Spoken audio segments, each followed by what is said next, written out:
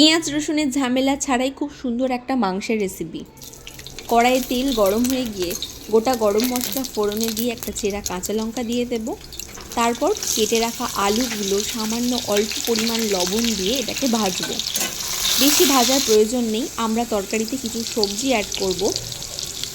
Beans, গাজর, কাঁচা পেঁপে আগে থেকেই আমি লবণ আর হলুদ দিয়ে সিদ্ধ করে রেখেছিলাম। সিদ্ধ করা সবজির জলটা তরকারিতে আমাদের লাগবে।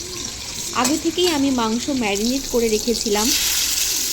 আলু যখন অল্প সিদ্ধ হয়ে যাবে তারপরেই আমরা মাংসটাকে অ্যাড করব এবং মাংস যখন 80% সিদ্ধ হয়ে যাবে সবজিগুলোকে দিয়ে খুব সুন্দরভাবে কষিয়ে নেব। আগে থেকেই পেস্ট করে রেখেছি গোটা জিরে, আদা আর গরম মশলা। এই পেস্টটাকে দিয়ে খুব সুন্দরভাবে কষিয়ে নেব। যখন দেখব সব কিছু মাখো মাখো হয়ে গেছে, আগে থেকে সিদ্ধ করে রাখা সবজির জলটাকে অ্যাড করব। খুব সুন্দরভাবে ফুটে উঠলে টেস্ট ব্যালেন্সের জন্য আমরা নুনটা আর একটু সামান্য চিনি যদি কেউ পছন্দ করেন দিতে পারেন। আর কোনো তরকারির মশলার কিন্তু প্রয়োজন নেই। এটাকে দিয়ে খুব সুন্দরভাবে নেড়ে চেড়ে দেখে নেবেন টেস্টটা কত সুন্দর হয়েছে। এইভাবেই কিন্তু তৈরি হয়েছে একটা সুন্দর রেসিপি। Thank you.